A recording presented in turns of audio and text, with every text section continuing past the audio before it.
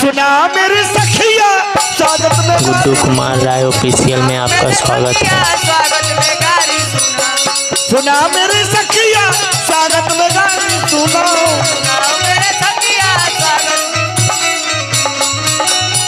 इस साल समझी को धोती नहीं है, धोती नहीं है, वो धोती नहीं है। इस साल समझी को इस साल समझी को धोती नहीं है, धोती नहीं है, वो धोती नहीं है। तब बहनी वाला टोपी पहना पहना मेरे सखिया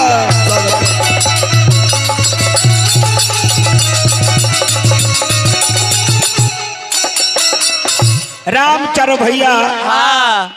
महाराज जनक के द्वारे पर पहुंचल बाने आया आओ मिथिला के सखी लगावे का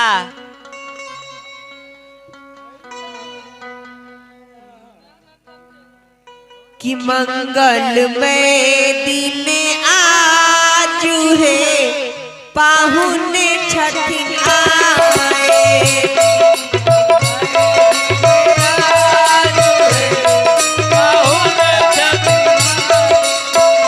मंगल में दिन आजू है पाहुन छठिन आए मंगल में आजू है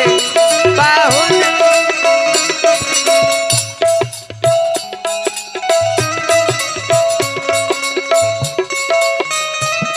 जो डाल के एक गोटेदार लगा निकलो जो डाल के जो डाल लगा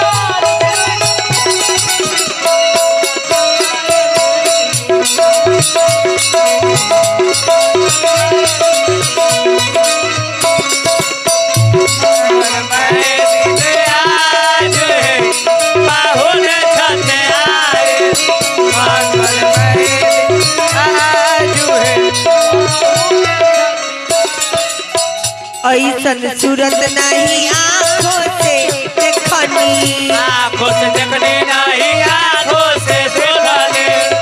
आँखों से देखनी नहीं कानों से सुननी कानों से सुनने नहीं कानों से सुनने ऐसन सूरत नहीं आँखों से देखनी आँखों से देखने नहीं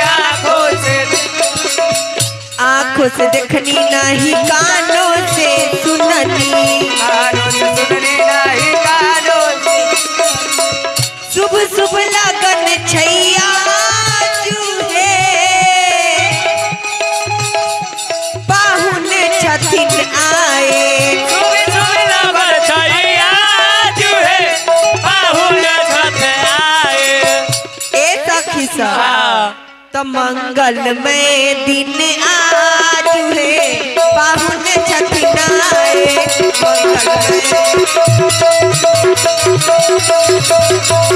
मंगल में दिन आज है पाहुन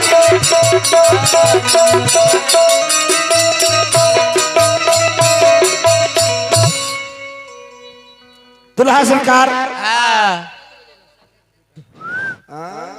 अब लेट भेल की भेलै त 6 बज गेलै त फ्री के पैसा है जीजा कनाल हथी फ्री के पैसा है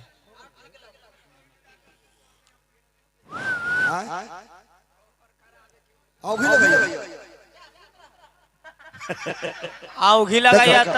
कोई दिक्कत ना है आँख में मिर्चाई रखना लियो कि अखिया तोरी नीर खीरे दुल्हा को जरो नरे अखिया तोरे नीरे गुड़ दुल्हा कजरो नरे मैया तोरी बौरा हीर दुल्हा को जरो न रे आँख में को जरो नरे मैया तोरे बौरा हीरे दुल्हा कजरो न कोइलौ रे आँख में कजरो नरे हाय हाय मुहम्मद तोरी नीर खीरे दुल्हा पाना मो नरे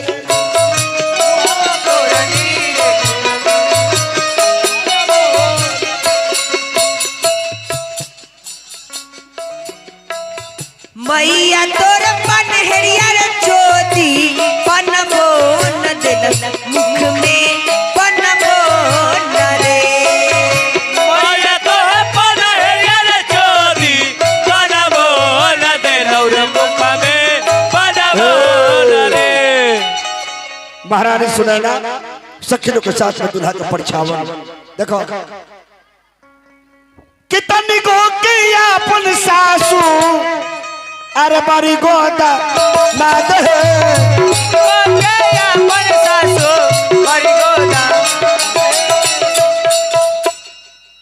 अनहरी गैया के राम रखबैया कुछो पर बैठ जाला आ जब गरल तब था चल। अरे तनिया का झूकी दुल्हा से कर दूनो गाल हो तनिया का झूकी दुल्हा से कर दूनो गाल हो हाँ तनिया का झूकी दुल्हा से कर दूनो गाल हो। पहले बराती आवे दुआरी पर दुल्हा का परछावन हो जाए तो व्यवस्था हो जन्माशा की एक घड़ी का दूल्हा लगते लगते जन्माशा की व्यवस्था हो जाता है। बराती असरात में मारपीट शुरू आधा से ज्यादा बराती अपना रेल मंत्री हो जाता है ना बबुआ भैया ए पर से हाथ हटा लो। अब वही दुल्हा रामकर भाई के परछावन भइल बा ना बराती जन्माशा पर गई ना हजाम भाई धुरचक के पानी लेके जा पूछे कहां से आइलो हो कारू के मक्खिया से का ले कइलो लड़का के भाग लड़की के सुहाग कहां से आइलो कारू के मक्खिया से का ले कइलो लड़का के भाग लड़की के सुहाग कहां से आइलो नहीं बुझा रहा है घर से आ रहे हैं पानी लेकर ला रहे हैं पानी लेके ला रहे हैं कि पानी लेके आ रहे हैं। पानी लेकर ला रहे हैं। अच्छा आंगिया पीछे आंगिया मंजूर है साहेब अंगिया मंजूर है। हाँ हाँ जंगिया मंजूर है। जंगिया नहीं अंगिया हंगिया हंगिया हाँ तो हंगिए खिलाएंगे। खाए पिए के व्यवस्था खाए पिए के मालिक व्यवस्था सब चीज है टोटल। क्या खाइएगा से ना कहिए जैसे कच्ची है कि पक्की है। कच्ची है ना पक्की है। एक परिया धरुआ जल्दी निकलू वो करने है शॉर्टकट कितनी खाए चलू जी अरे पूरी जिलेबी का नौताबा कितनी खाए चलू जी अरे पूरी जिलेबी का नौताबा अपना ही बराती में गए हैं। आँख में बटाम दे ना बुझाई बराती आली है ना बराती में दल की ना दादी का दल की ना पक्की खवाई पक्की खवाई उन्होंने दादा से देखिए ये पक्की या कच्ची नानी से पूछी नानी के पक्की खिया दे हमरा नानी का भी पक्की ना हो पक्कल। अरे पूरी जिलेबी आलू दो भरपेट खाइहा होई ना तो तनी खाए चलू जी अरे पूरी जिलेबी का नौताबा हाँ खाए चलू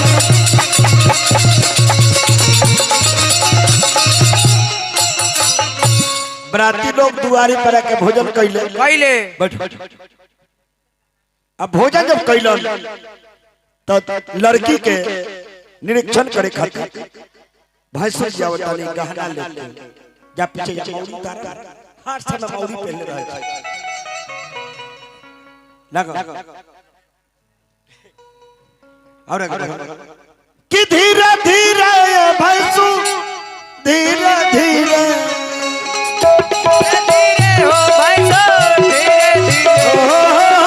धीरे धीरे ये भैंसु धीरे धीरे हो भैंसो तो हमरा मड़बा में आई हाँ धीरे धीरे हमरा मरवा में भैया भैंसु हमरा मड़बा में आई भैंसु धीरे धीरे हमरा मरवा में आई हा भैंसो। ई कोन आदमी के रे तू के कथी मां के फैट माने तोरा मार तोरा छोड़ दे चिंता खिचबा हुआ चलते रहो के तू के सर आप कौन है? तू शराब कौन है? बोले नहीं आता तोरा बोले अब कितना बदतमीज लगे। कौन भेड़िया? हम आपके हम पंडित। हम बरातिया बरातिया है क्या करने आए? भैंसुर अच्छा भैंसुर जी पूछो देखो तो टिकवा चढ़ई हा भैंसुर धीरे धीरे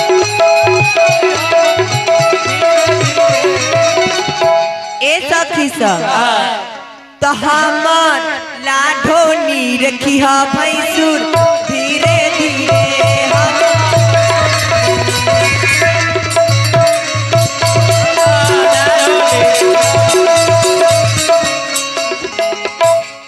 भैंसुर जी है कहना चाहता गहना मालिक के रखो तो टीका देखी मती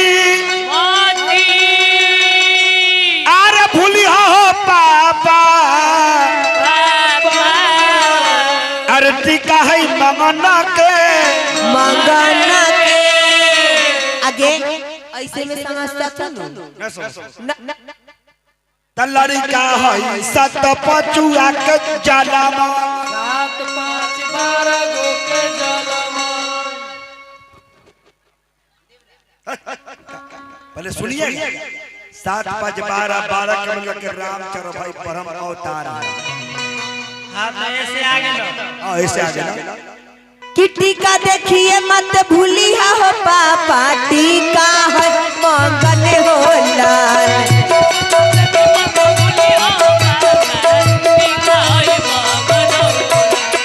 टीका देखिए मत भूलिया हो पापा टीका है मंगन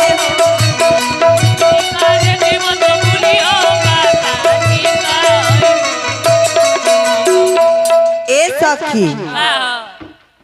तो लइका है सत पचुआ के जन्म लइकी है जिम्मेदार होला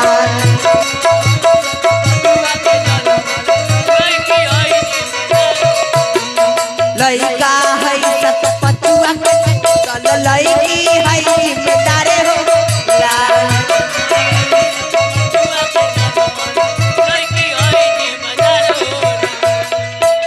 नथिया देखिए मत भूलिया हो पापा नथिया है मंगन होला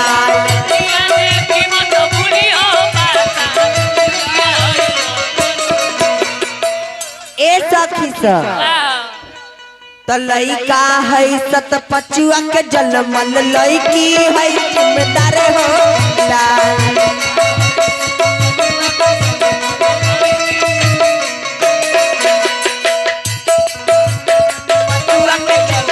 लइकी है जिम्मेदार होला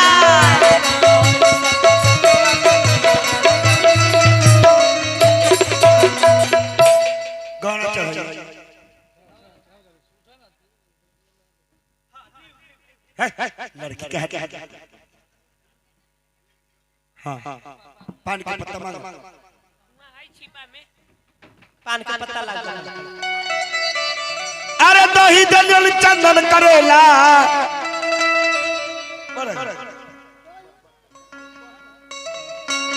अरे दही दलियल चंदन करेला चाट गइले भैंसुर दही दलियल चंदन करेला चाट गइले भैंसुरा अरे ऐसा सुंदर सिया के भगवान मिलन पान दलिया साटला जीवा गइले भसुरा आय ऐसा सुंदर सिया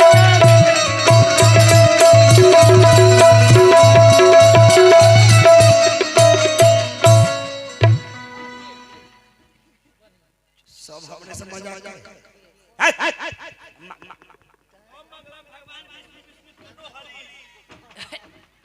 चलो ओ मंडलम मंडलम अब हटाइए रामचंद्र भैया के बुलावा था मारो देखत राजा कुंडली टाट छ किया हो आइले सुने ना के के अंगनमा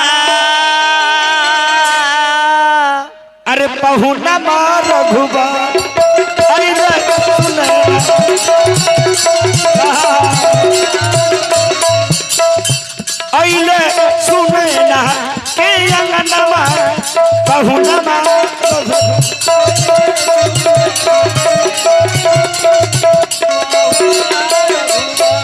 ये हो पहुना रघुबर सिया के सजना मार रघुबर देखी देखी हुला से नमनमा पहुनमा रघुबर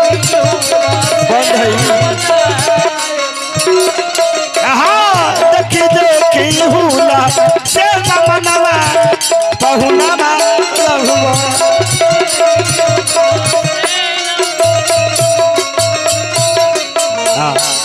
ओहे राम चारो भैया दुल्हा के मरबा में बुलावा होता आ वही जमा जो खुलबा के धोती पहनावे के विधि है कि धोती पहना हो दुल्हा धोती पहना हो क्या जला रहा है इतना ज्यादा गंदा महक रहा है छी धुआं बंद कीजिए धुआं बहुत गंदा बदबू आ रहा है भाई कथी जला रहा है बुझाए चमड़ा उमड़ा जल रहा है लगता है कि चमड़ा उमड़ा जल रहा है जूता तो ना होता ओहे बुझा रहा है अच्छा लगा आई बजजवा तोहर बाप दुल्हा धोती पहना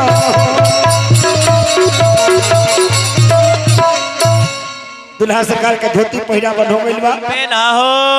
आ लड़की के भाई हाँ त सीता जी के भाई के रहल लक्ष्मी निधि ना धोती पहिरावन के बाद धान कुटे के विधि है धर धर धर मुसा धर हो ला ला ला ला वाह वाह धार धार धार मुसा क्या हाल भाई धान कुटा हो दुल्हा धान कुटा हो अनीश ए सखी सब तो अपना मैया के ओखरी में धान कुटा हो ददिया के ओखरी में धान कुटा हो कुटा छिया है मिता कुटा छिया है कुटा छिया है मिता कुटा छिया है अब तो सखी सब कहियो खरी में हमर मुसा रहे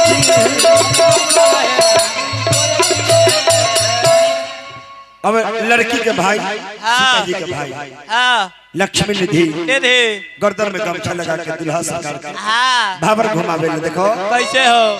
अरे गर्दन में लटका अरे